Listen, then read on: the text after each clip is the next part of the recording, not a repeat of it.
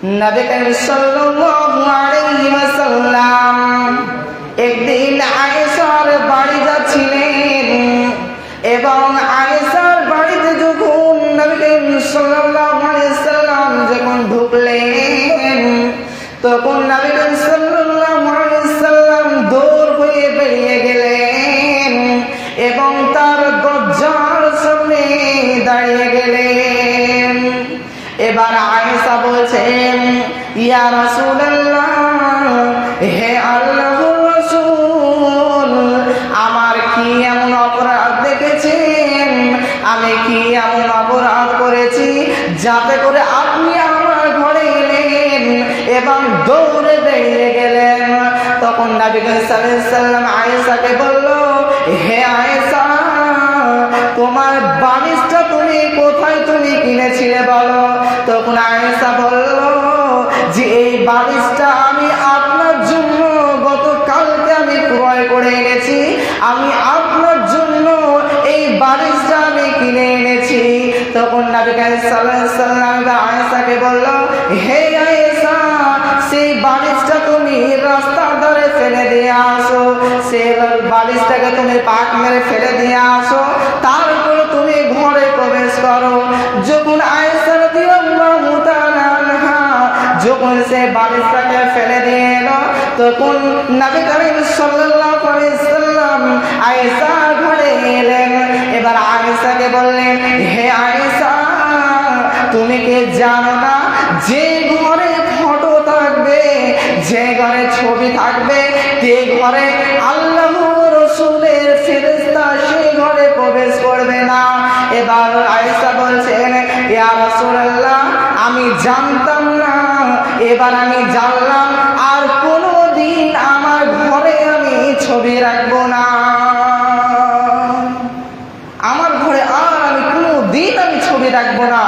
সুতরাং আমরা এই হাদিস দ্বারা আমরা বুঝতে পারলাম যে আমাদের ঘরে কোনো ছবি রাখা যাবে না, আমাদের ঘরে বিনা ছবি ছাড়াই আমাদের ঘরকে সাজাতে হবে।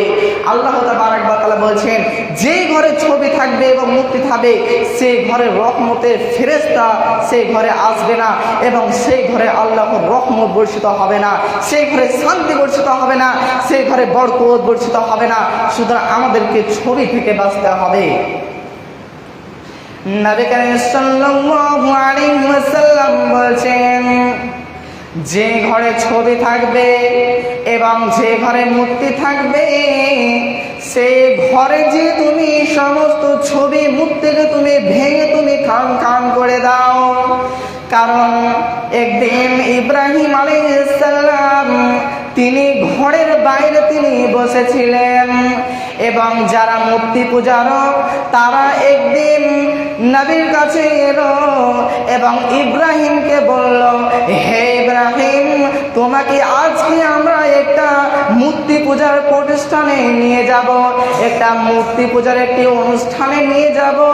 তখন এবার নবী সাল্লাল্লাহু আলাইহি ওয়াসাল্লাম বললেন, ইব্রাহিম বললেন, আমি আজকে যেতে পারবো না, আজকে আমার শরীর অনেক অসুস্থ, আজকে আমি আপনার সঙ্গে যেতে পারবো না। এবার একজন বলল যে তুমি তো যেতে পারবে না, তাহলে তো আর আমাদের কোনো কিছু করার নেই, তাহলে তুমি এক কাজ করো, তুমি আমাদের এখানে তুমি থাকো এবং আমাদের এই সকল মূর্তিগুলোকে তুমি পাহারা দাও। মূর্তি পূজারকের মধ্যে একজন বলল, তাহলে ইব্রাহিম তুমি তাহলে এক কাজ করো, তুমি এখানে থাকো এবং আমাদের এই সকল মূর্তিগুলোকে তুমি পাহারা দাও।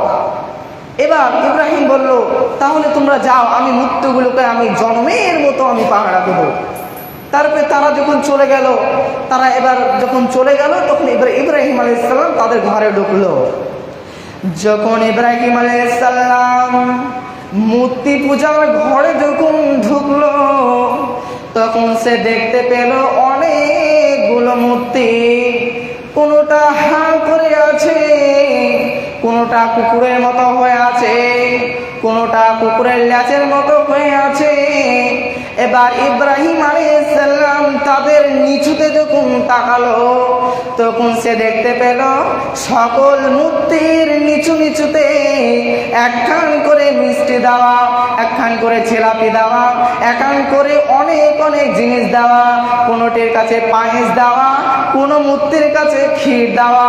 এবার কি করলো, এবার ইব্রাহিম আলাইহিস সালাম মনে করলো যে তারা কেন এগুলো খায় না, তারা হয়তো নাগাল পায় না, আমি যদি একটু তাদের মুখের কাছে তুলে ধরি তাহলে তাদের হয়তো একটু আসান হবে।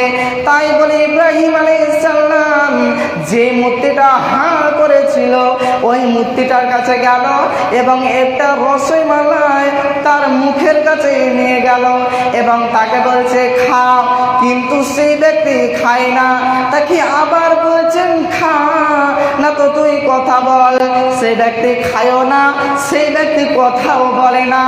এবার ইব্রাহিম আলাইহিস সালাম তার প্রতি রাগান্বিত হয়ে গেল এবং ইব্রাহিম আলাইহিস সালাম তিনি একটা কুড়োল নিয়ে সব মূর্তিগুলোকে খান খান করে দিল, সব মূর্তিগুলোকে ভেঙে দিল। একটাই মূর্তি ছিল, সেই মূর্তিটা হলো যেটা হাঁ করে গেটের মুখে ছিল, ওই মূর্তিটাকে শুধু রেখে দিল। এবার ইব্রাহিম আলাইহিস সালাম ভাবলো এই মূর্তিটাকে আর ভাঙানো যাবে না, যদি তারা আসে তখন তারা যখন আমাকে জিজ্ঞাসা করবে যে এই মূর্তিগুলো কে ভেঙেছে তখন আমি হয়তো বলতে পারবো যে এই বড় মূর্তিটাই তোমাদের মূর্তিগুলো ভেঙেছে।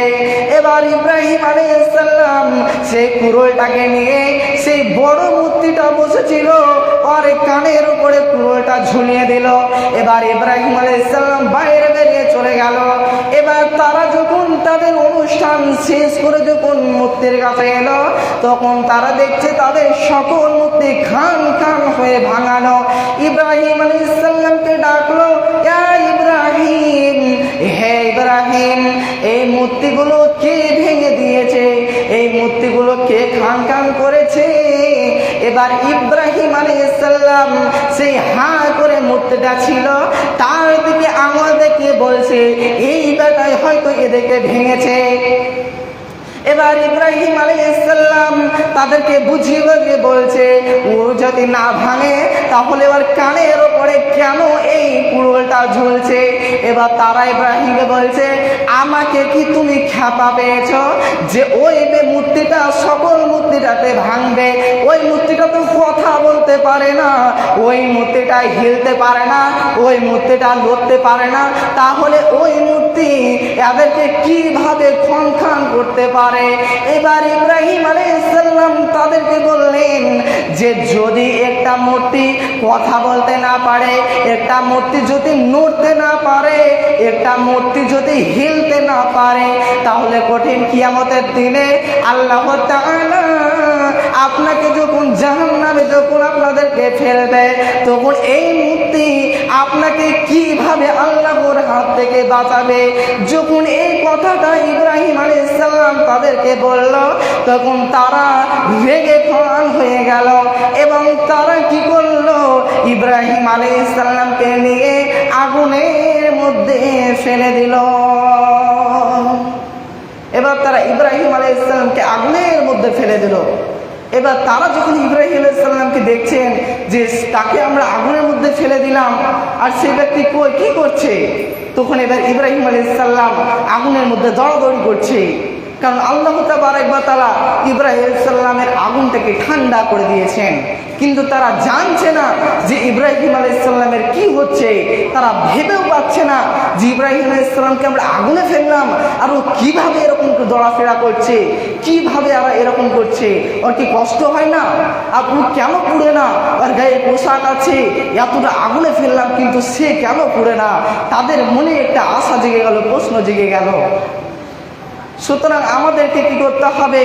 আমাদেরকে সর্বপ্রথম আমাদেরকে আল্লাহর প্রতি ঈমান আনতে হবে, আল্লাহকে বিশ্বাস স্থাপন করতে হবে এবং আমাদেরকে কি করতে হবে? আমাদেরকে ছবি মূর্তি থেকে আমাদেরকে বেঁচে থাকতে হবে, আমাদেরকে ছবি থেকে দূরে থাকতে হবে, আমাদেরকে নারী থেকে দূরে থাকতে হবে। কারণ নবী করিম সাল্লাল্লাহু আলাইহি ওয়াসাল্লাম তো বলছেনই, যেই ঘরে নারীর ছবি থাকবে সেই ঘরে আমি আল্লাহ রাব্বুল আলামিন সেই ঘরে রহমত বর্ষিত আমি করব না, সেই ঘরে আমি আল্লাহ রাব্বুল আলামিন